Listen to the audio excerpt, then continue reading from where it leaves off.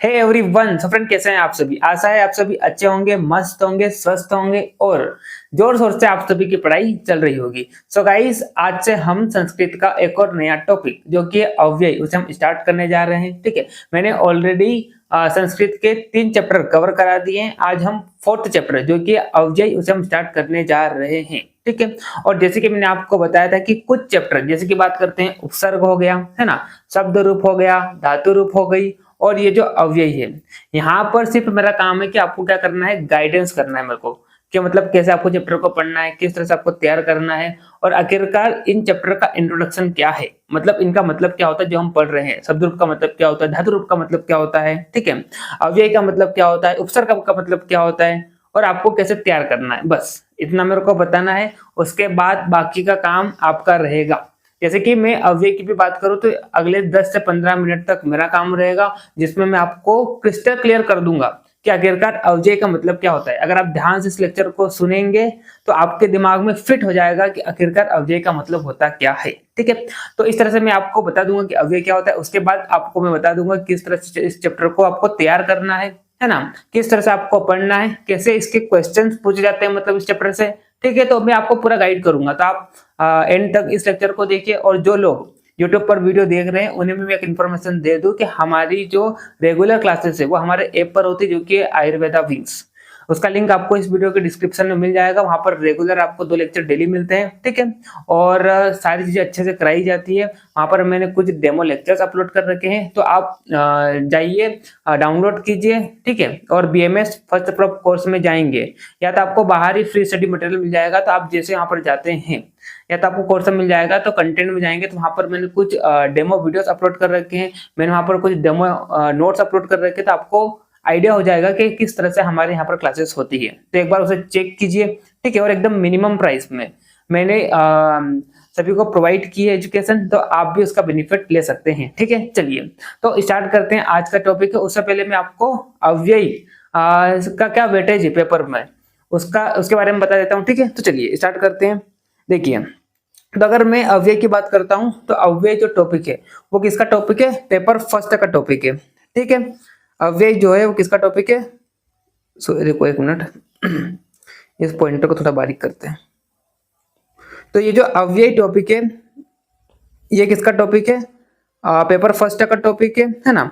और अगर मैं टर्म 1 की बात करूं तो टर्म 1 में आपको सिर्फ इतना पूछा जाएगा कि आपको क्या करना है, अव्यय को आइडेंटिफाई करना है। मतलब आपको मान लो कोई सेंटेंस दे देगा तो बताइए कि उसमें अव्यय पद कौन सा है। सिर्फ इतना ही आपसे टर्म 1 में पूछा जाएगा। अब चूंकि हम इस चैप्टर को स्टार्ट कर रहे हैं तो हम पूरा एंड करके इसको छोड़ेंगे। ठीक है, लेकिन क्या होता है, भले यहाँ पर इन्होंने एनसीईआरटी सिलेबस में बोल दिया कि आपको सिर्फ क्या करना है, आइडेंटिफाई अव्यय करके मतलब टॉपिक है, वही टर्म 1 में पूछा जाएगा, ऐसा एनसीईआरटी सिलेबस में बताया है। लेकिन कॉलेज वाले अपनी मनमानी चलाते हैं। ठीक है, किसी किसी कॉलेज में तो 3 मार्क्स के क्वेश्चन दे रहे हैं। ठीक है, जबकि 3 मार्क्स के क्वेश्चन है भी नहीं, पूरे सिलेबस में नहीं है, लेकिन फिर भी कॉलेज वाले क्या करते हैं, अपनी अपनी मनमानी चलाते हैं ना। और उनका जितना हो जाता है उतना ही वो क्या करते हैं, इंटरनल एग्जाम में पूछते हैं।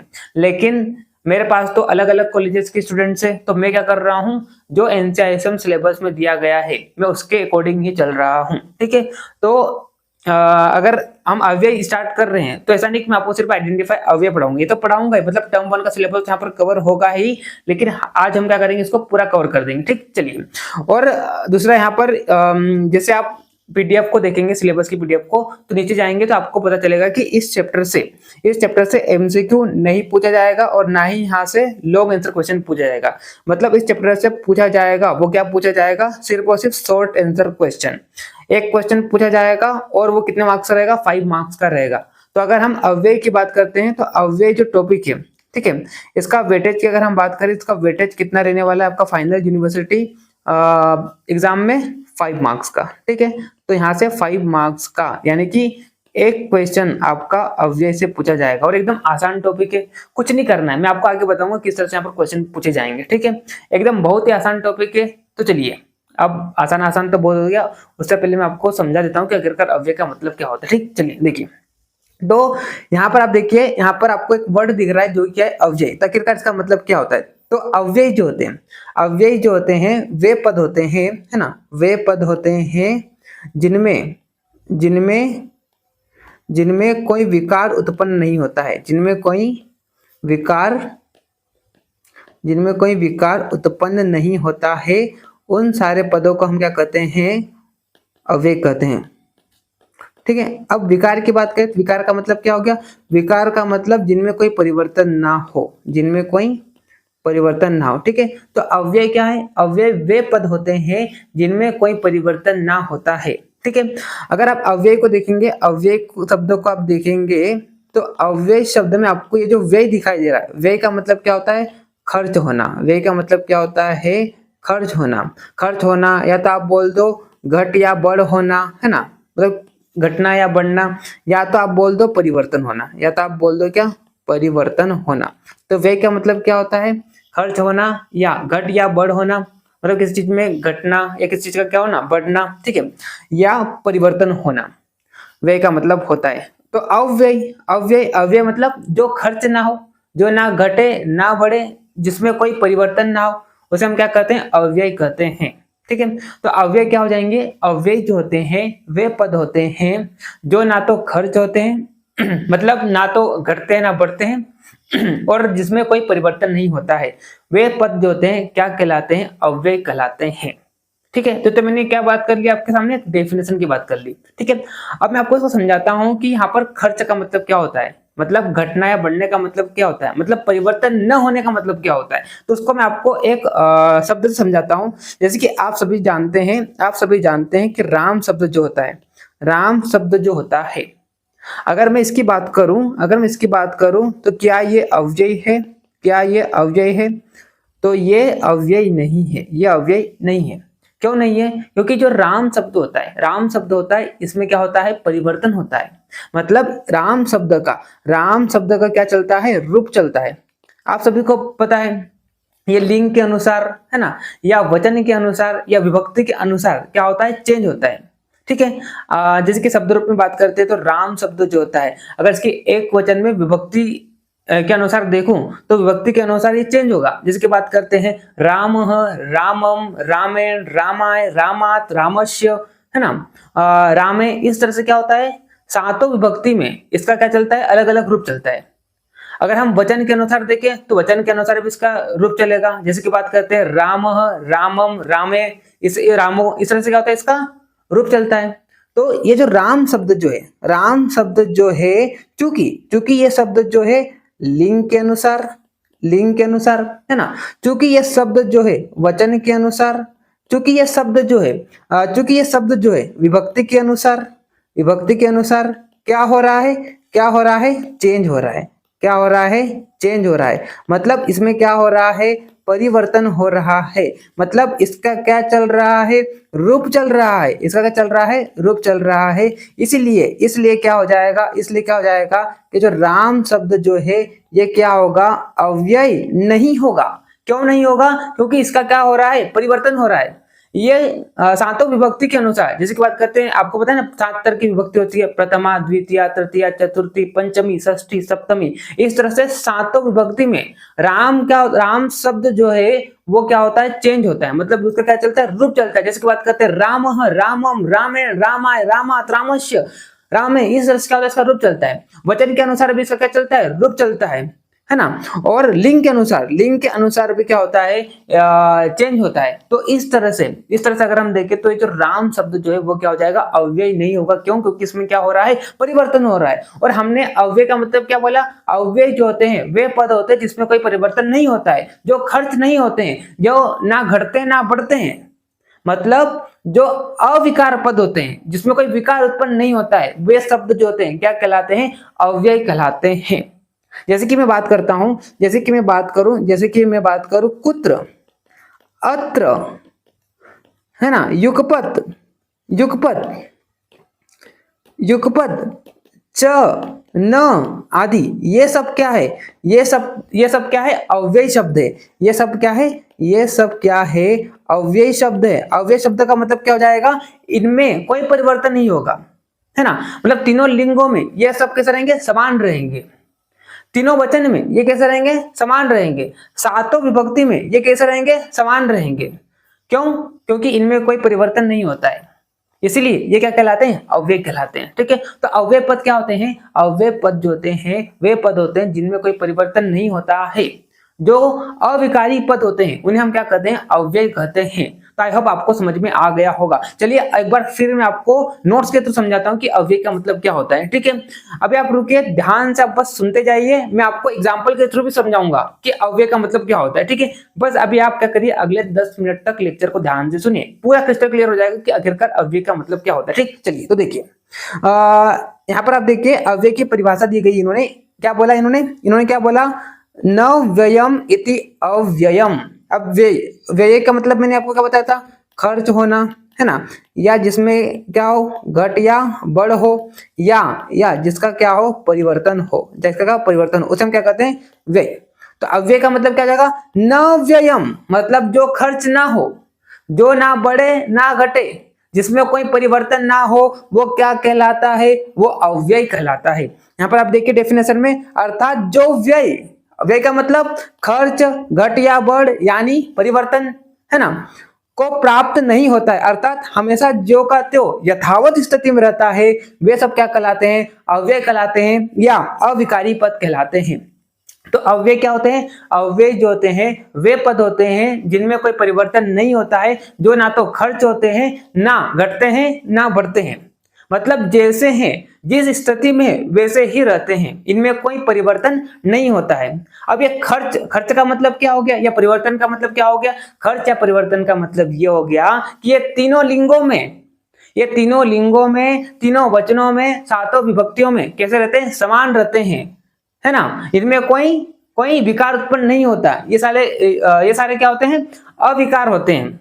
तो इनको हम क्या कहते हैं, अव्यय कहते हैं। तो आप देखिए यहाँ पर देखिए आपको एक और श्लोक मिलेगा, यहाँ पर आप देखिए, यहाँ पर उन्होंने क्या बोला, सदृशं त्रिषु लिंगेषु सर्वासु च विभक्तिषु वचनेषु च सर्वेषु यत् न व्यति तद व्ययम्।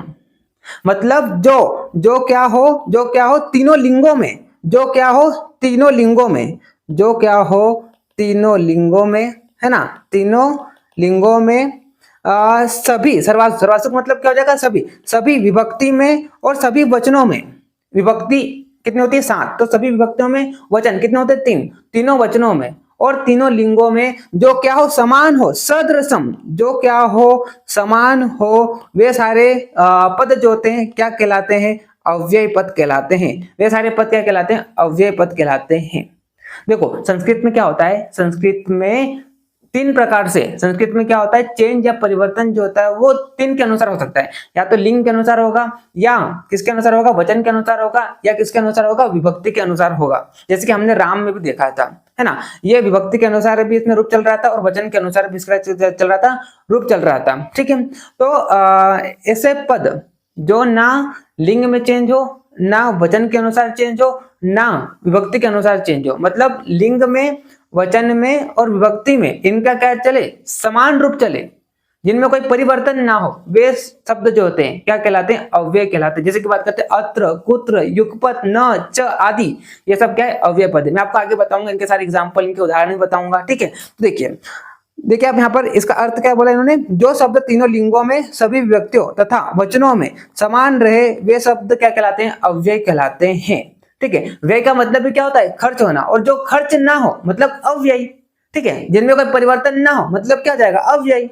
ठीक है, तो जिनमें कोई परिवर्तन ना हो, जो खर्च ना हो, ना बढ़े ना घटे, मतलब जैसे हैं उसी स्थिति में रहे, एक समान रहे, जिसका कोई रूप ना चले, जिसका कोई परिवर्तन ना हो, वे शब्द जो होते हैं क्या कहलाते हैं, अव्यय शब्द कहलाते हैं। मतलब तीनों लिंगों में, वचनों में और सभी विभक्तियों में जो शब्द जो होते हैं क्या होते हैं, समान होते हैं, मतलब इनका रूप नहीं चलता है, उन्हें हम क्या कहते हैं, अव्यय कहते हैं। आई होप आपको समझ में आ गया होगा अव्यय का मतलब। अब देखिए, अब यहाँ पर मैं आपको एक उदाहरण के से आपको समझाता हूँ, तो आपको क्रिस्टल क्लियर होगा। जैसे कि यहाँ पर आप देखिए, यहाँ पर उन्होंने क्या बोला, बालक अत्र अस्ति, दूसरा इन्होंने क्या बोला, बालिका अत्र अस्ति। तो यहाँ पर अत्र जो है, ये अत्र क्या है, अव्यय है, ये अत्र क्या है, अव्यय है। क्यों अव्यय है, अव्यय इसलिए है कि बालक जो कि क्या है, पुल्लिंग शब्द है, बालिका जो कि क्या है, स्त्रीलिंग शब्द है। तो चाहे ये पुल्लिंग के साथ है या स्त्रीलिंग के साथ है, लेकिन इसका रूप चेंज नहीं हो रहा है। पुल्लिंग के साथ भी अत रहे और स्त्रीलिंग के साथ भी क्या है, अत रहे, तो इसलिए क्या हो जाएगा, अव्ययी हो जाएगा। ठीक है, वही अगर हम बात करते हैं दूसरा उदाहरण देखिए, रामः अद्य विद्यालयं न गच्छति, बालिका अद्य विद्यालयं न गच्छति, मित्रम अद्य विद्यालयम न गच्छति। तो यहाँ पर अद्य को देखिए, अद्य को देखिए, अद्य को देखिए, अद्य को देखिए, ये क्या है, अव्यय है। ये क्या है, अव्यय है। अव्यय क्यों है, अव्यय इसलिए है, इसलिए क्योंकि रामः जो कि क्या है, पुल्लिंग शब्द है, बालिका जो कि क्या है, स्त्रीलिंग शब्द है, मित्रम जो कि क्या है, नपुंसकलिंग शब्द है। तो पुल्लिंग के साथ आ जाए, चाहे स्त्रीलिंग के साथ आ जाए, चाहे ये नपुंसकलिंग के साथ आ जाए, इसका कोई परिवर्तन नहीं हो रहा है। पुल्लिंग के साथ भी अद्य है, स्त्रीलिंग के साथ भी अद्य है, नपुंसकलिंग के साथ भी अद्य है, तो ये अद्य जो हो जाएगा वो क्या हो जाएगा, अव्यय हो जाएगा। मतलब जिसका कोई परिवर्तन ना हो, चाहे पुल्लिंग में हो, चाहे स्त्रीलिंग में हो, चाहे नपुंसकलिंग में हो, मतलब किसी के साथ भी आ जाए, इसका कोई परिवर्तन नहीं होगा, इसका कोई रूप नहीं चलेगा, इसीलिए अद्य यहाँ पर जो है क्या है, अव्यय शब्द है। तो ऐसे सारे शब्द जिनका कोई परिवर्तन नहीं होता है, ना तो लिंग के अनुसार, ना वचन के अनुसार, ना विभक्ति के अनुसार, तो वे सारे पद जो होते हैं क्या कहलाते हैं, अव्यय पद कहलाते हैं। ठीक है, तो आई होप आपको समझ में आ गया होगा। देखिए मैंने बोला था ना 15 मिनट में आपको अव्यय पूरा क्रिस्टल क्लियर हो जाएगा, तो आई होप आपको समझ में आ गया होगा क्या अव्यय होते हैं। तो अव्यय जो होते हैं वे पद होते हैं जिनमें कोई परिवर्तन नहीं होता है, मतलब तीनों लिंगों में, तीनों वचनों में और सातों विभक्तियों में जो क्या होते हैं, समान होते हैं, वे सारे पद जो होते हैं क्या कहलाते हैं, अव्यय पद कहलाते हैं। अव्यय पद जो होते हैं क्या होते हैं, अविकार पद होते हैं। ये क्या होते हैं, जैसे हैं उसी स्थिति में रहेंगे, चाहे कोई भी लिंग हो, कोई भी वचन हो या कोई भी विभक्ति हो। ठीक, चलिए अब देखिए, तो यहाँ पर देखिए, यहाँ पर अद्य जो है अव्यय है, क्यों है, क्योंकि ये तीनों लिंगों के साथ समान रूप से प्रयुक्त हो रहा है, चाहे वहां पर पुल्लिंग हो, स्त्रीलिंग हो या नपुंसकलिंग हो, तीनों लिंगों के साथ एक समान है, मतलब इसमें कोई परिवर्तन नहीं हुआ है, तो अद्य क्या हो जाएगा, यहाँ पर अव्यय हो जाएगा। तो ऐसे सारे शब्द जिनका कोई परिवर्तन नहीं होता है, जिनका रूप चेंज नहीं होता है, वे सारे शब्द जो होते हैं क्या कहलाते हैं, अव्यय कहलाते हैं। ठीक है, चलिए अब देखिए, अब यहाँ पर दिया इन्होंने अव्ययम पंचविधम, मतलब अव्यय जो होते हैं वो अर्थ के अनुसार कितने प्रकार के होते हैं, 5 प्रकार के होते हैं। जैसे कि बात करते हैं जितने भी उपसर्ग होते हैं, जैसे कि बात करते हैं प्र, परा, अप, सम, अनु, अव, निस, निर, दुस, दुर, वि, अंग आदि 22 उपसर्ग होते हैं। तो ये सारे उपसर्ग जो होते हैं क्या होते हैं, अव्यय होते हैं। मतलब इनको किसी भी लिंग के साथ जोड़ दो, किसी भी विभक्ति के साथ जोड़ दो या किसी वचन के साथ जोड़ दो, तो ये जो प्र है तो प्र ही रहेगा, परा है तो परा ही रहेगा, मतलब इसका कोई रूप चेंज नहीं होगा।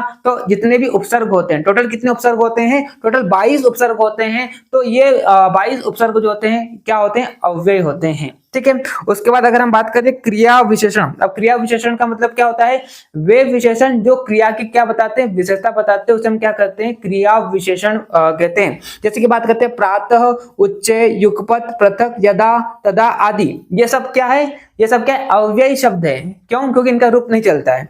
जैसे कि यहाँ पर आप देखिए, मोहनः प्रातः उत्तिष्ठति, तो यहाँ पर जो मोहन है, मोहनः प्रातः उत्तिष्ठति, तो यहाँ पर जो उत्तिष्ठति एक क्या है, क्रिया है। तो ये जो प्रातः जो है वो क्या कर रहा है, क्रिया की विशेषता बता रहा है।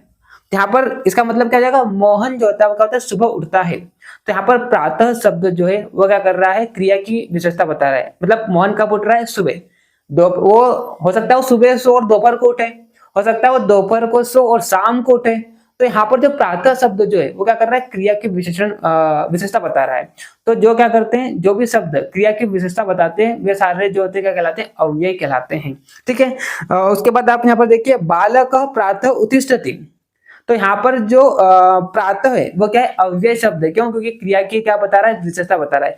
तो आप यहाँ पर जिसके बालक पुल्लिंग है, अगर यहाँ पर बोल दो बालिका, इसकी जगह अगर आप क्या कर लो, बालिका यूज कर लो, बालिका प्रातः उत्तिष्ठति, तो यहाँ पर प्रातः जो है प्रातः ही रहेगा। क्यों, क्योंकि इसका रूप नहीं चेंज होता है, चाहे आप बालक यूज करो, बालिका यूज करो, ठीक है, इसका रूप नहीं चेंज होता है, तो इसलिए प्रातः जो जाएगा क्या हो जाएगा, अव्यय हो जाएगा। उसके बाद अगर हम बात करें तो च आदि, जिसकी बात करते हैं च, वा, खलु, तु, मा, न आदि, ये सब क्या होते हैं, अव्यय होते हैं। ठीक है, जिसकी बात करते हैं रमेश संस्कृतम गणितम च पठति, मतलब रमेश जो होता है संस्कृत और गणित पढ़ता है। ठीक है, तो यहाँ पर आप रमेश की जगह चाहे आप क्या लिख लो, चाहे आप क्या बोल दो, चाहे आप लता बोल दो, चाहे आप लता बोल दो, जो कि क्या होता है स्त्रीलिंग शब्द है ना। तो लता संस्कृतम गणितम च पठति, तो चाहे आपने रमेश की जगह स्त्रीलिंग शब्द यूज किया, जैसे कि बात करते लता, तो यहाँ पर च चेंज नहीं हुआ, इसलिए क्या हो जाएगा, अव्यय हो जाएगा। ठीक है, उसके बाद आप देखिए यहाँ पर समुच्चय बोधक, मतलब जो समुच्चय का क्या करते हैं, बोध कराते हैं, जैसे कि बात करते हैं अथ, उत, चेत आदि, ये भी क्या कहलाते हैं, अव्यय कहलाते हैं। अथ आपने सुना होगा कि जब हम क्या करते हैं, किसी भी ग्रंथ का स्टार्ट करते हैं या कोई भी हम शुभ कार्य बोलते हैं, तो एक तरह का मांगलिक शब्द का उपयोग करते हैं। जैसे कि बात करते हैं, आपने भी देखा होगा, हमने वाग्भट जो अष्टांग हृदय वाग्भट ने लिखना चालू किया था, तो वहां पे उन्होंने मांगलिक शब्द का उपयोग किया था। तो ये जो मांगलिक शब्द का उपयोग करते हैं हम, किसका, अथ का, तो अथ जो होता है ये भी क्या होता है, अव्यय पद होता है। ठीक है, अथ कथा प्रारंभते, है ना, अथ कथा प्रारंभते, जब भी हम कोई चीज प्रारंभ करते हैं तो यहाँ पर अथ का उपयोग करते हैं। तो ये जो अथ होता है वो क्या होता है, अव्यय शब्द होता है, इसका कोई परिवर्तन नहीं होता है। ठीक है, वही अगर आप देखिए विस्मय आदि बोधक, मतलब जो आश्चर्यजनक बातों को बतलाते हैं, जैसे कि बात करते हैं अह, अहो बत हा, जैसे कि बात करते हैं यहाँ पर अहो कियत भयंकर सर्प, हाँ वो तो बड़ा भयानक सांप था, तो यहाँ पर अहो जो है, अहो वो तो बड़ा भयानक सांप था, तो अहो जो है वो क्या हो जाएगा, अव्यय पद हो जाएगा। क्यों, क्योंकि इसका रूप चेंज नहीं होता है। हा सज्जन पीड़ित दुर्जनेन, सज्जन जो है दुर्जन से काफी ज्यादा पीड़ित है। हाँ, तो हा जो है, जो कि अगर एक तरह का आश्चर्यजनक बातों का बोध करा रहा है, तो ये क्या होता है, अव्यय शब्द होता है, मतलब इसका कोई परिवर्तन नहीं होता है। ठीक है, तो इस तरह से अगर हम देखें तो जितने भी अव्यय ये है, हालांकि जितने भी मैंने आपको बताया ना वो सारे है तो अव्यय ही, लेकिन इनको क्या कर लिया, 5 ग्रुप में डिवाइड कर दिया। जैसे कि बात करते हैं जो क्रिया के विशेषण बतलाते हैं, तो उन्हें क्या बोल दिया, क्रिया विशेषण बोल दिया। जो समुच्चय का बोध कराते हैं उन्हें समुच्चय बोध बोल दिया। जैसे कि बात करते हैं जो आश्चर्यजनक बातों का बोध कराते हैं, तो उन्हें विस्मय आदि बोधक बोल दिया। जितने भी उपसर्ग, अब उपसर्ग का भी क्या होता है, परिवर्तन नहीं होता है, तो इनको उपसर्ग वालों को भी अव्यय में डाल दिया। ठीक है, तो इस तरह से ये शब्द जो होते हैं सारे क्या है, अव्यय शब्द है। ठीक है, चलिए अब उसके बाद अव्यय जो होता है इसको हम 2 प्रकार से फिर डिवाइड कर सकते हैं। जैसे कि बात करते हैं रूढ़, और दूसरा क्या हो जाएगा, यौगिक। अगर मैं रूढ़ की बात करता हूं तो रूढ़ क्या होते हैं, अव्युत्पन्न। अव्युत्पन्न मतलब जो किसी से उत्पन्न नहीं होते, जैसे कि बात करते हैं च, वा, विना आदि, ये सब क्या है, रूढ़, रूढ़ अव्यय है, मतलब जो किसी से उत्पन्न नहीं होते हैं। और अगर हम यौगिक की बात करें तो नाम से आपको पता चल रहा है ये किसी से क्या होते हैं, व्युत्पन्न होते हैं, मतलब इनकी उत्पत्ति जो होती है कैसे होती है, किसी दूसरे शब्द से जुड़कर होती है। जैसे कि बात करते हैं यहाँ पर पठित्वा हो गया, पठितुम हो गए, तो ये सब क्या होते हैं, यौगिक शब्द होते हैं। जैसे कि मैं इसको और डिटेल में आपको समझाऊं तो इस तरह से, जैसे कि बात करते हैं पठित्वा की अगर हम बात करते हैं ना, तो ये जो पठित्वा अव्यय जो है ये किससे मिलकर बना हुआ है, किससे मिलकर बना हुआ है, अगर आप क्या करते हो, पट धातु जो है इसमें अगर आप क्या करते हो, कितवा प्रत्यय लगाते हो, हम प्रत्यय में पढ़ेंगे, अगर इसमें कितवा प्रत्यय लगाते हो तब जाके बनता है आपका कौन सा, पठित्वा। तो यहाँ पर आप देखिए ये जो पठित्वा शब्द जो है वो मिलकर बना है, किससे मिलकर बना है, पट और कितवा, मतलब यहाँ पर पट और कितवा का क्या हुआ, योग हुआ है, तब जाके ये पठित्वा शब्द बना है। तो इसका मतलब ये कैसा हो जाएगा, यौगिक अव्यय हो जाएगा। और ये इसका, ये जो अव्यय है इसका भी, चूंकि अव्यय है तो इसका भी क्या होता है, परिवर्तन नहीं होता है। वही अगर देखिए आप दूसरा शब्द इन्होंने बोला पठितुम, तो पठितुम जो है वो भी कैसा है, यौगिक अव्यय है। यौगिक अव्यय क्यों है, क्योंकि ये किससे मिलकर बना होता है, पट धातु में। अगर आप क्या करते हो, तुमुन प्रत्यय करते हो, अगर आप क्या करते हो, तुमुन प्रत्यय करते हो, तो यहाँ पर क्या बनता है, यहाँ पर क्या बनता है, पठितुम बनता है। ठीक है, तो पठितुम जो है वो भी क्या हो जाएगा, अव्यय शब्द हो जाएगा, मतलब यौगिक अव्यय नहीं, मतलब ये भी क्या हो जाएगा, यौगिक हो जाएगा। क्यों, क्योंकि ये पट और तुमुन से योग करके मिला है, मतलब दोनों जुड़कर क्या बनाया है इन्होंने, पठितुम बनाया है। क्योंकि ये पठितुम जो होता है इसका भी कोई परिवर्तन नहीं होता है, इसलिए ये क्या कहलाता है, अव्यय कहलाता है। ठीक है, तो इस तरह से रूढ़ और यौगिक 2 प्रकार के अव्यय होते हैं। ठीक है, रूढ़ जो होते हैं वो क्या होते हैं, अव्युत्पन्न होते हैं, मतलब किसी से उत्पन्न नहीं होते। जैसे बात करते हैं च हो गया, वा, विना आदि। वही अगर हम बात करें यौगिक की, तो यौगिक जो होते हैं वह अव्यय जो होते हैं जो किसी न किसी से मिलकर बनते हैं। ठीक है, जैसे कि बात करते हैं पठित्वा हो गया, जो कि पट धातु में अगर आप क्या करते हो, कितवा प्रत्यय करते हो, तब जाके क्या बनता है, आपका पठित्वा बनता है। जैसे कि बात करते हैं यहाँ पर पठितुम हो गया, तो पट में अगर आप क्या करते हो, तुमुन प्रत्यय करते हो, तब जाके पठितुम बनता है। तो चूंकि ये क्या कर रहे हैं, मिलकर बन रहे हैं, ठीक है, मिलकर उत्पन्न हो रहे हैं, इसीलिए इसको हम क्या बोलेंगे, व्युत्पन्न। इसको हम क्या बोलेंगे, व्युत्पन्न बोलेंगे या यौगिक बोल देंगे। ठीक, चलिए उसके बाद हम बात करते हैं। देखिए अब यहाँ पर मैंने आपको जितने भी ऊपर बताया था ना कि च आदि ये सब क्या होते हैं, अव्यय होते हैं, है ना। तो अब इनका क्या अर्थ होता है और इनका क्या उदाहरण, ये हम देखेंगे। अब देखिए, अब मेन बातें जो अब आपका काम है कि आपको कैसे इस चैप्टर को तैयार करना है। ठीक, देखिए अब आपको देखो अव्यय तो समझ में आ गया, आप है ना, मैंने इतना अच्छे से समझा दिया आपको कि अव्यय क्या होता है। आई होप आपको अच्छे से समझ में आ गया होगा, जो ध्यान से सुन रहा होगा तो उसको बिल्कुल समझ में आ गया होगा। ठीक, देखिए अब आपको कैसे तैयार करना है वो आपको बता देता हूँ चैप्टर को। देखिए अब ये जो अव्यय चैप्टर जो है ना, अव्यय चैप्टर है, इससे क्वेश्चन कैसे पूछे जाएंगे पहले तो आप ये देखिए, इससे क्वेश्चन कैसे पूछे जाएंगे। पहला क्वेश्चन, पहला तरीका तो क्या है, पहला तरीका तो ये होगा कि मान लो आपको कोई अव्यय दे दे तो बताइए उसका अर्थ क्या होता है। ठीक है, मतलब मान लो पहला तरीका क्या होगा कि मान लो कोई आपको अव्यय दे दिया। पहला तरीका, एक मिनट, पहला तरीका क्या, एक मिनट रुकिए,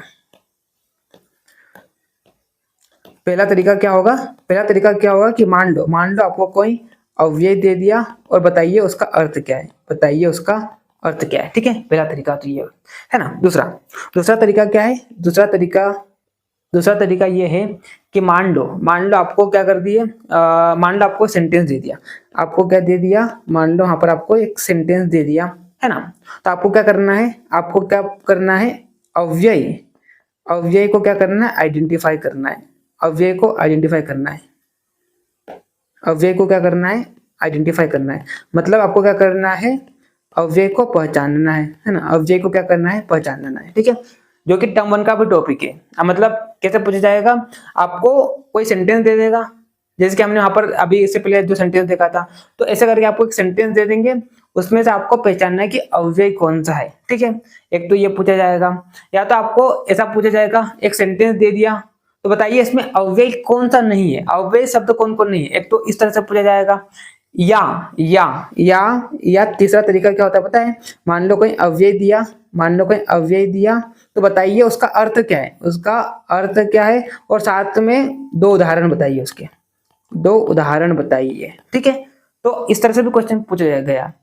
जैसे कि बात कर ले, मान लो आपको च अव्यय दिया, ठीक है, तो बताइए इसका अर्थ क्या है, और च से बनने वाले 2 उदाहरण बताइए आप, मतलब सेंटेंस के रूप में। ठीक है, तो इस तरह से क्वेश्चन पूछे जाएंगे। तो आपको कैसे तैयार करना है, जो भी मैं यहाँ पर आपके लिए मतलब जो भी नोट्स में जितने भी अव्यय लेकर आया हूँ, मैं सारे अव्यय लेकर आया हूँ, जो आपके सिलेबस में है ना, सारे में अव्यय लेकर आया हूँ। ठीक है, तो आपको क्या करना है, जितने भी अव्यय है, एक तो उसका अर्थ पता होना चाहिए, पहले तो आपको आइडेंटिफाई करते आना चाहिए कि कौन कौन अव्यय है, तो जब आप पढ़ोगे तो आपको पता हो ही जाएगा कि यह अव्यय होता है। ठीक है, दूसरा उसका अर्थ पता होना चाहिए। ठीक है, और तीसरा हर अव्यय का आपको 2 उदाहरण पता होना चाहिए, याद होना चाहिए, एकदम रटे हुए होना चाहिए। अगर मान लो आपसे एग्जाम में पूछा कि च के 2 उदाहरण बताइए, तो आपने खट से बता देना चाहिए।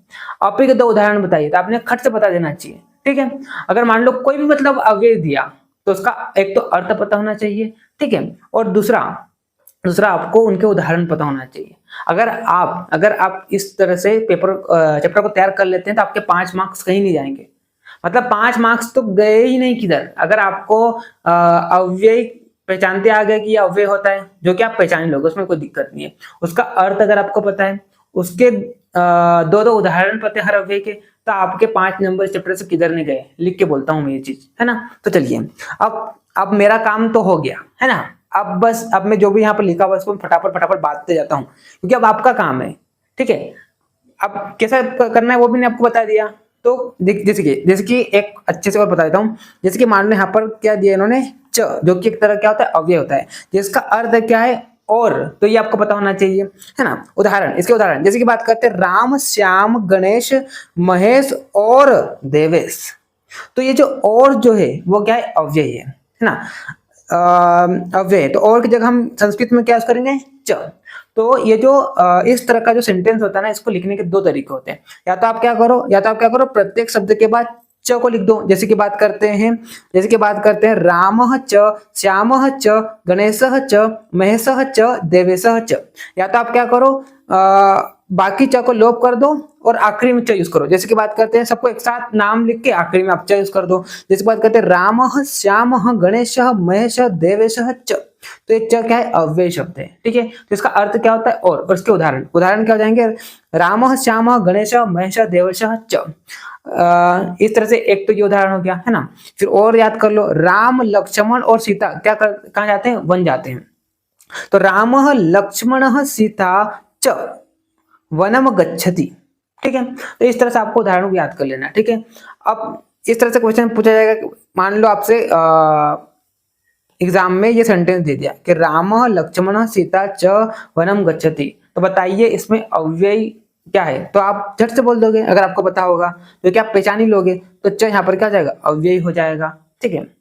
एक ये तरीका हो गया। फिर उसको पहचानिए, उसका अर्थ क्या होता है वो, उसके दो उदाहरण और बताइए। इस तरह से क्वेश्चन पूछा जा सकता है, ठीक है। तो इस तरह से आपको क्या करना है, हर अव्यय का अर्थ पता होना चाहिए और उसके दो दो उदाहरण, ठीक। चलिए अब मैं स्पीड बढ़ा रहा हूँ, ठीक है। मैंने आपको बता दिया कैसे करना है। अव्यय उसका अर्थ उसके दो उदाहरण, अव्यय उसका अर्थ उसके दो उदाहरण, ठीक। इस तरह से आप चैप्टर को तैयार करना, ठीक। चलिए अब मैं स्पीड बढ़ा रहा हूँ, है ना। अब आप ये मत बोलना कि अब, क्योंकि मैंने देखो 30 मिनट तक आपको मैंने अच्छे से समझा दिया अव्यय क्या होता है, ठीक। चलिए अब देखिए, अब यहाँ पर अगला एग्जाम्पल और दिया है, और मेरी जो पेंसिल है इसकी चार्जिंग भी अब कम हो गई है, तो इसलिए मैं थोड़ा स्पीड भी थोड़ा हाई रख रहा हूँ। मालूम पड़ा इसका चार्ज पूरा उतर गया तो फिर मतलब नहीं रह जाएगा, मतलब, ठीक। चलिए तो देखिए, युधिष्ठिर, भीम, अर्जुन, नकुल और सहदेव, ये सब क्या है, पांडव है। तो कैसे लिखेंगे आप इसको, मैंने अब क्या बोला, क्या तो आप क्या करो, हर नाम के आगे च लगाओ, या सब पूरे नाम लिखो, लास्ट में आप च लगाओ। तो युधिष्ठिर, भीम, अर्जुन, नकुल, सहदेव च पांडवा सन्ति। तो इस तरह से आपको क्या करना है, संस्कृत में याद करना है आपको, हिंदी में नहीं। सारे सेंटेंस दो दो उदाहरण आपको संस्कृत वाले याद करना है, ठीक, क्योंकि आपको संस्कृत में ही लिखना है। हाँ, अब बात करते हैं अपि। अपि, अब अपि जो होता है ना, इसका दो अर्थ होते हैं। एक तो क्या होता है भी, और दूसरा अर्थ क्या होता है प्रश्न निर्माण के लिए। जैसे कि आप देखिए यहाँ पर अपि को भी, अपि का एक अर्थ क्या होता है भी, उसको उदाहरण देखिए आप, सीता भी राम के साथ वन जाती है, तो सीता अपि रामेण सह वनम गच्छति। सीता भी क्या होती है, राम के साथ कहाँ जाती है, वन जाती है। तो यहाँ पर अपि जो हो जाएगा क्या है, अव्यय शब्द है ना। कर्ण भी पांडव था, तो कर्ण अपि पांडव आसित, ठीक है। मैं भी विद्यालय जाता हूँ, अहम अपि विद्यालयम गच्छामि। मैं भी क्या करता हूँ, विद्यालय जाता हूँ, तो अहम अपि विद्यालयम गच्छामि। तो आपको यहाँ पर एक चीज समझ में आ रहा होगा कि यहाँ पर जितने भी सेंटेंस आपको दिखाई दे रहे हैं, यहाँ पर जितने भी आपको सेंटेंस दिखाई दे रहे हैं, तो यहाँ पर आप देखिए, यहाँ पर पुल्लिंग शब्द है, ये सॉरी यहाँ पर स्त्रीलिंग शब्द है, यहाँ पर पुल्लिंग है, यहाँ पर अपना पुल्लिंग शब्द है। तो यहाँ पर देखिए सब में अपि अपि अपि यूज हो रहा है, मतलब इसका कोई परिवर्तन नहीं हो रहा, तो सब क्या अव्यय है, ठीक। चलिए अब हम बात करते हैं दूसरा क्या होता है, अव्यय जो होता है वो प्रश्न निर्माण के लिए यूज किया जाता है। तो क्या कर्ण पांडव है, तो क्या की जगह करें, अपि कर्ण पांडव अस्ति। इस तरह से प्रश्न निर्माण के लिए भी इसको प्रयुक्त किया जाता है। क्या राम अयोध्यापति है, अपि राम अयोध्यापति अस्ति। इस तरह से, ठीक है। फिर अगला अव्यय क्या है, इति। अब देखो इति जो होता है, इसका यूज जो होता है कहाँ कहाँ पर किया जाता है, स्थान, वचन, है ना, कथन, संदेश इत्यादि। मतलब कोई भी स्थान है, कोई भी वचन है, कोई भी आपको कोई भी आप में से कोई मान लो किसी को संदेश दे रहा है, तो संदेश के लास्ट में या कोई भी स्थान के लास्ट में या वचन के लास्ट में हम क्या करते हैं, इति का यूज करते हैं। दूसरा, एक वाक्य को पूरा हो जाने पर दूसरे वाक्य के आरंभ में, मान लो आपने कोई वाक्य बोला, ठीक है, और उसके अंत में हम किसका यूज करते हैं, इति का, ये बतलाने के लिए कि यह वाक्य उस फला व्यक्ति ने बोला था। जैसे कि बात करते हैं, राम बोलता है, ये सॉरी रावण बोलता है कि मैं अति बलशाली हूं। तो आप मान लो किसी को जाके बता रहे हैं कि मैं अति बलशाली हूं, ऐसा रावण ने कहा। तो यहां पर ऐसा रावण ने कहा, यह शब्द बताने के लिए हम किसका यूज करते हैं, इति का यूज करते हैं। तो देखिए यहाँ पर एक वाक्य को पूरा हो जाने पर दूसरे वाक्य के आरंभ में यह बताने के लिए कि यह वाक्य उसने कहा था के लिए दोनों वाक्यों के मध्य में हम क्या करते हैं, इति का प्रयोग करते हैं। जैसे कि यहाँ पर उदाहरण हम देखेंगे, जैसे कि यहाँ पर देखिए राम मेरा शत्रु है, ऐसा रावण ने कहा। तो राम मेरा शत्रु है एक क्या है, सेंटेंस है। तो इसके अंत में हम किसका यूज करते हैं, इति का यूज करते हैं कि ऐसा उसने कहा, ऐसा बतलाने के लिए। जैसे कि आप देखिए, राम मम शत्रु अस्ति इति रावण उक्तवान, है ना। उसके बाद देखिए यहाँ पर निम्ब पत्राणि कृमिनाशकानि भवन्ति इति मम आचार्य वदति। मतलब नीम के पत्ते जो होते हैं क्या होते हैं, कृमिनाशक होते हैं। ऐसा किसने कहा, ऐसा मेरे आचार्य ने कहा, इति मम आचार्य वदति, ठीक है। उसके बाद देखिए अपन संस्कृतम एव राजभाषा भवेत इति डॉक्टर भीमराव अंबेडकर उक्तवान। संस्कृत जो होती है वो क्या है, हमारी राजभाषा है, ऐसा किसने कहा, ऐसा डॉक्टर अंबेडकर ने कहा, ठीक है। तो ऐसा किसने कहा? यह शब्द बताने के लिए हम किसका मतलब इसको बतलाने के लिए हम किसका यूज करते हैं? इति का उपयोग करते हैं। इसके अलावा यहाँ पर आप देखिए संस्कृत में प्रायः ग्रंथ अथवा अध्याय की समाप्ति में भी हम इति का उपयोग करते हैं। मान लो कोई ग्रंथ किसी ने लिखा और वो पूरा ग्रंथ क्या होता है? समाप्त हो जाता है, मतलब पूरा उसने ग्रंथ तैयार कर दिया, तो लास्ट में जो पंक्ति होती है तो उसका जो आखिरी शब्द होता है क्या होता है? इति होता है। मतलब ग्रंथ के समाप्ति में या किसी चैप्टर की समाप्ति में आपने देखा होगा अष्टांग हृदय में तो क्या लिखा रहता है? इति लिखा रहता है। ठीक है, चलिए इस तरह से क्या होता है? इति का प्रयोग होता है। ठीक, उसके बाद हम बात करते हैं अगला जो अव्यय दिया है उच्चय। उच्चय का मतलब क्या होता है? ऊंचा, पता होना चाहिए आपको। अब इसके उदाहरण आप याद कर लीजिए। नगर में घर ऊंचे होते हैं, नगरे गृहाणि उच्चय भविष्यन्ति।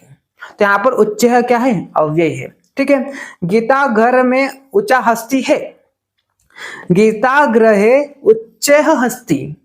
ठीक है, उसके बाद बाग में पेड़ ऊंचे थे, उपवने वृक्षाः उच्चैः आसन। तो उच्चय क्या है? अव्यय है। ठीक, उसके बाद आप देखिए यहाँ पर अगला अव्यय दिया है निश्चय। निश्चय का मतलब क्या होता है? नीचे। इसका उदाहरण देखिए, मीरा निश्चय तिष्ठति, मतलब मीरा नीचे बैठती है। उसके बाद आप देखिए तुम हमेशा धीमे बोलते हो, त्वं सर्वदा निश्चय एवं वदसी। तो यहाँ पर निश्चय क्या हो जाएगा? अव्यय हो जाएगा। तो अव्यय, उसका अर्थ और उसके दो उदाहरण। ठीक, इस तरह से आपको तैयार करना है चैप्टर को। उसके बाद आप देखिए वीणा। वीणा, वीणा का मतलब होता है बिना, बिना जो होता है। ठीक है, जल के बिना जीवन नहीं है, विना जलम जीवनम न अस्ति। ठीक है, उसके बाद रामेण विना सीता न अगच्छत, मतलब राम के बिना सीता नहीं आई। तो रामेण विना सीता न अगच्छत। उसके बाद युगपत। युगपत का अर्थ क्या होता है? एक साथ। तो देखिए आप यहाँ पर उदाहरण देखिए इसका, चक्र के साथ, मतलब चक्रेण युगपत। उसके बाद आप देखिए गणतंत्र दिवस पर सैनिक राजमार्ग पर एक साथ चलते हैं। तो इसको संस्कृत में आप क्या कैसे बोलेंगे? गणतंत्र दिवस से सैनिकाः राजमार्गे युगपत् चलन्ति। तो मान लो आपसे इस तरह से कोई सेंटेंस दे दिया आपको, तो बताइए यहाँ पर अव्यय क्या है? तो यहाँ पर युगपत क्या हो जाएगा? अव्यय हो जाएगा। ठीक है, इसका अर्थ क्या होता है? तो ऐसा पूछ सकता है यहाँ पर। ठीक है, तो इस तरह से आपको याद करना है। उसके बाद आप देखिए स का मतलब क्या होता है? साथ होता है। ये भी क्या होता है? एक तरह का अव्यय शब्द होता है। पुत्र के साथ पिता आया, पुत्रेण सह पिता आगतः। तो यहाँ पर सह क्या है? अव्यय शब्द है। उसके बाद मेरे साथ अशोक होगा, मया सह अशोकः भविष्यन्ति। मेरे साथ कौन होगा? अशोक होगा। तो यहाँ पर सह क्या है? अव्यय शब्द है। उसके बाद वह मेरे साथ बाजार को गया, सह मया सह आपणम आगच्छत, मतलब वह मेरे साथ कहाँ गया? बाजार को गया। यहाँ पर सह क्या जाएगा? अव्यय शब्द हो जाएगा। ठीक है, बाजार को गया या गई, चाहे पुल्लिंग हो स्त्रीलिंग हो, तब भी हम किसका यूज करेंगे? सह का यूज करेंगे। क्यों? क्योंकि सह क्या है? अव्यय है जिसका कोई परिवर्तन नहीं होता है। चाहे आप पुल्लिंग का यूज कर लो, चाहे आप स्त्रीलिंग का यूज कर लो। वह मेरे साथ गया या वह मेरे साथ गई, तब भी यहाँ पर क्या हो जाएगा? सह ही होगा। क्यों? क्योंकि क्या होता है? अव्यय होता है, इसमें कोई परिवर्तन नहीं होता है। ठीक, उसके बाद आप देखिए साधम। साधम का मतलब क्या होता है? साथ। मोहन मया सार्धम पठति, मतलब मोहन जो होता है मेरे साथ पढ़ता है। या आप ऐसा बोल दो, या तो आप ऐसा बोल दो सुमन, सुमन मया सार्धम पठति। चाहे आप सुमन बोल दो, चाहे आप नपुंसकलिंग बोल दो। नपुंसकलिंग भी एक लिंग होता है, जो ना पुरुष होता है ना महिला होती है, तो उसका भी यूज कर लो। तब भी यहाँ पर क्या होगा? सार्धम जो है, जो कि एक तरह का अव्यय है, इसमें कोई परिवर्तन नहीं होता है। तो चाहे आप कोई भी लिंग का यूज करो, सार्धम सार्धम ही रहेगा। ठीक है, इसमें कोई परिवर्तन नहीं होगा, इसीलिए तो अव्यय है, इसलिए तो इसे हम क्या बोलते हैं? अव्यय बोलते हैं। ठीक, राम जनकेन सार्धम गच्छति। राम जो होता है, राम जो है, राम भगवान जो, वो किसके साथ गए? सीता जनक, मतलब सीता के साथ गए। ठीक है, उसके बाद क्या जाएगा? सह पित्रा सार्धम गृहम गच्छति। ठीक है, इस तरह से आपको क्या करना है? अव्यय, उसका अर्थ और उसके उदाहरण। उसके बाद देखिए पुनः। पुनः मतलब क्या होता है? फिर से। मित्र पुनः पाठम पठति, मतलब मित्र जो होते हैं फिर से पाठ को पढ़ते हैं। तो यहाँ पर पुनः जो हो जाएगा वो क्या हो जाएगा? वो क्या हो जाएगा? यहाँ पर पुनः जो जाएगा अव्यय हो जाएगा। तो मित्र जो है वो एक तरह का नपुंसकलिंग है। चाहे आप यहाँ पर किसी का नाम यूज कर लो या किसी लड़की का नाम यूज कर लो, तब भी यहाँ पर पुनः जो होगा वो क्या होगा? पुनः ही रहेगा, मतलब इसमें कोई चेंज नहीं होगा। उसके बाद यथा तथा का मतलब क्या होता है? जैसा तैसा, और ये रहे उसके उदाहरण। ठीक है, तो आप उदाहरण देख लेना। ठीक, उसके बाद आप देखिए यहाँ पर अगला यावत तावत। यावत तावत का मतलब क्या होता है? जब तक या तब तक। तो इसके उदाहरण आप याद कर लेना। उसके बाद आप देखिए यदि तरही, है ना? यदि का मतलब क्या होता है? इफ, और तरही का मतलब क्या होता है? देन। जिसके बाद कहते हैं यदि आसंदः अस्ति तरही महिला उपविशन्ति। यदि आसन होता तभी महिला बैठती। तो यहाँ पर यदि जो है तरही जो है दोनों क्या है अव्ययी है, ठीक है। उसके बाद देखिए यदि परीक्षा अस्ति तरही छात्रम प्रातः शीघ्रम उत्तिष्ठति, अगर परीक्षा होती है तभी तो छात्र सुबह सुबह जल्दी उठते हैं, ऐसा आप भी करते हैं। तो यहाँ पर यदि जो है वो भी क्या है अव्यय है, और यहाँ पर तरही जो है वो भी क्या है अव्यय है, ठीक है। तो अगर आप छात्र की जगह किसी का नाम यूज कर लो, चाहे पुरुष का यूज कर लो या स्त्रीलिंग का, पुरुष मतलब चाहे आप पुल्लिंग का यूज कर लो या स्त्रीलिंग का यूज कर लो, ठीक है। तो यहाँ पर जो यदि है तरी है वो क्या आएगा सेम ही रहेगा, ठीक है। उसके बाद आप देखिए यहाँ पर यदा तदा, यदा तदा का मतलब क्या होता है जब तब, ठीक है। यदा सूर्य उदति तदा प्रातः भवति, जब सूर्य उगता है तभी क्या होती है सुबह होती है, ठीक है। उसके बाद आप देखिए यहाँ पर यदा अहम गृह कार्यम समाप्यामि तदा अहम संस्कृतम पठामि, अगर मैं घर के कार्य को समाप्त कर लूंगी तभी क्या करूंगी संस्कृत को पढ़ूंगी, ठीक है। तो यहाँ पर यदा हो गया तदा हो गया, ये दोनों क्या है अव्यय शब्द है, ठीक है। यदा अहम बालकम आशम तदा अहम संस्कृतम पठितवान, जब मैं बालक था तब मैं क्या था संस्कृत पढ़ता था। तो यहाँ पर यदा और तदा जो है वो क्या है अव्यय है ना। न का मतलब क्या होता है नहीं होता है। सह न पठति, ठीक है। कपोतः उच्च न उठती, मतलब जो पक्षी होते हैं क्या होते हैं ज्यादा उच्च नहीं उड़ते हैं, ठीक है। या कबूतर मतलब कबूतर से भी लिया गया है कि कबूतर जो होते हैं ज्यादा ऊंचे नहीं उड़ते हैं, ठीक है। तो इस तरह से यहाँ पर क्या हो जाएगा न जो हो जाएगा वो क्या हो जाएगा अव्यय हो जाएगा। तो इस तरह से आपको क्या करना है हर अव्यय का अर्थ पता होना चाहिए, ठीक है। अगर आपको अर्थ भी पता होगा ना तो आप आपके मन से आप सेंटेंस भी बना लेंगे। अगर आपको सेंटेंस याद करने में दिक्कत भी हो रही है, अगर आपको थोड़ी सी भी संस्कृत आएगी, ठीक है, जब क्या करेंगे पूरी संस्कृत पढ़ लेंगे ना तो आपको कोई भी हिंदी का अर्थ दिया है तो उसको संस्कृत में कैसे आप ट्रांसलेट करते तो वो भी आपको आ जाएगा। जब हम शब्द रूप पढ़ लेंगे है ना, जब हम कारक पढ़ लेंगे, ठीक है, जब हम संधि पढ़ लेंगे तो ये सारी जब पूरी संस्कृत जब हम पढ़ लेंगे ना, विशेषण विशेषण पढ़ लेंगे तो आप हिंदी को संस्कृत में आसानी से ट्रांसलेट भी कर पाएंगे, ठीक है। तो जब आपको अव्यय का अर्थ भी अगर पता होगा ना तब भी आप बना जाएंगे सेंटेंस, ठीक है। चलिए उसके बाद आप देखिए यहाँ पर कति, कति का मतलब क्या होता है कितने होता है, ठीक है। तो मनुष्य कति ज्ञानेन्द्रियाणि संति, मनुष्य के अंदर कितनी ज्ञानेन्द्रिया होती है पता है आपको 5 होती है। तो यहाँ पर कति जो है वो क्या है अव्यय शब्द है।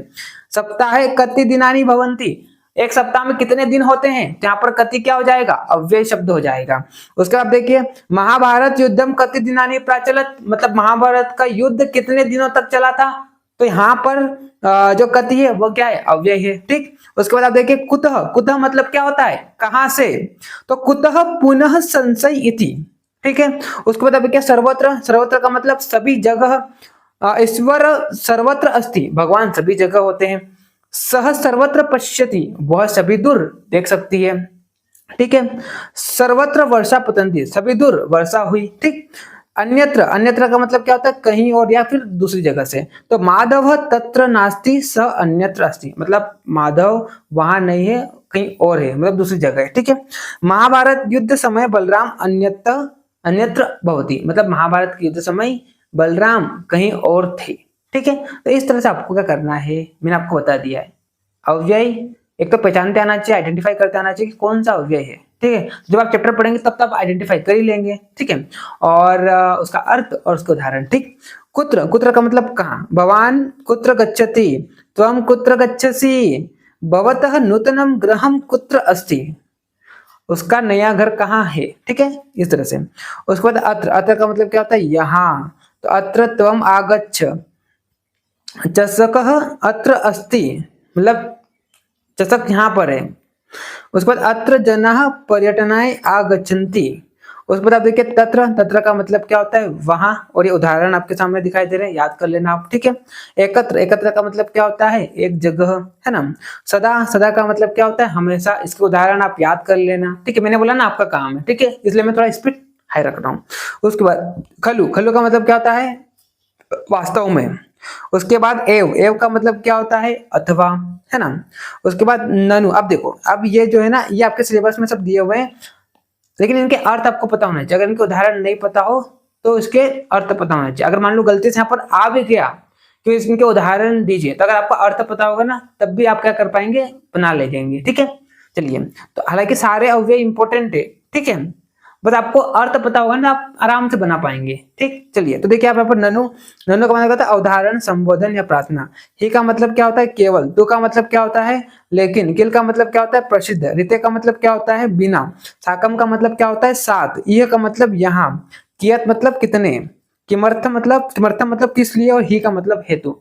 तो इस तरह से आज हमने पूरे अव्यय को देख लिया, इनके क्या अर्थ है वो हमने देख लिया। अव्यय का मतलब क्या होता है, कई लोगों को पता ही नहीं होता कि अव्यय का मतलब क्या होता है, वो बस इस तरह से रट लेते हैं, च का अर्थ रट लेते हैं, उसको उदाहरण रट लेते हैं, लेकिन अव्यय का मतलब क्या होता है वो कई सारे स्टूडेंट को पता ही नहीं होता है, जो कि मैंने आपको बताया है। ठीक है, क्योंकि आप आयुर्वेदा विंग से स्टूडेंट है तो आपको तो पता हो ही जाएगा। ठीक, चलिए तो इस तरह से हमने यहाँ पर क्या कर लिया, अव्यय चैप्टर को पूरा कंप्लीट कर लिया, एक सिंगल लेक्चर में हमारा चैप्टर कंप्लीट। ऐसे ही संस्कृत में क्या, जिसके विशेषण विशेष वो भी एक चैप्टर में कंप्लीट हो जाएगा, उपसर्ग जो है वो भी एक लेक्चर में खत्म हो जाएगा, है ना। प्रत्यय में थोड़ा टाइम लगेगा, संधि में तो बहुत टाइम लगेगा, समास में टाइम लगेगा, कारक में टाइम लगेगा, और यही तीन जो है इसमें मेरा काम ज्यादा है, मतलब मेरे को बहुत ज्यादा मेहनत करनी पड़ेगी आपको ये तीन टॉपिक को पढ़ाने के लिए। इसलिए मैं क्या सोच रहा हूँ कि जो छोटे छोटे टॉपिक है ना उनको मैं पहले खत्म कर देता हूँ, ताकि आप में भी क्या आ जाएगा, कॉन्फिडेंस आ जाएगा कि हाँ हमारा इतना प्रिपेयर हो गया है ना। जैसे कि प्रत्यय की बात करता हूँ, प्रत्यय कितने मार्क्स का पूछा जाएगा, 10 मार्क्स का पूछा जाएगा, है ना। वही अगर हम इसकी बात करते हैं अव्यय, कितने मार्क्स का पूछा जाएगा, 5 मार्क्स का, लेकिन अव्यय क्या एकदम आसान है। प्रत्यय देखेंगे तो थोड़ा सा कठिन पड़ेगा वो। उपसर्ग देखेंगे वो भी 10 मार्क्स का लगभग पूछ जाएगा, है ना। तो उपसर्ग लेकिन आसान है, लेकिन यहाँ पर थोड़ा याद करना है। ठीक है, तो इस तरह से क्या होता है कि मैं मेरे हिसाब से आपको एकदम सही हिसाब से करा रहा हूँ। ठीक है, तो जो जो आसान टॉपिक उनको हम पहले निपटा लेते हैं, उसके बाद कठिन कठिन जो है उनको, हालांकि टर्म 1 के जो सिलेबस उनको मैं पहले करके ही मैं बाकी सब पे जाऊंगा। ठीक है, तो आप टेंशन मत लो। ठीक, चलिए तो इस तरह से हमने अव्यय देख लिया है, आई होप आपको समझ में आया होगा। ठीक है, अगर आपको नहीं समझ में आया तो आप व्हाट्सएप ग्रुप में पूछ लेना, मैं आपको बता दूंगा। ठीक, चलिए तो मिलते हैं नेक्स्ट लेक्चर में, तब तक के लिए okay bye, see you again.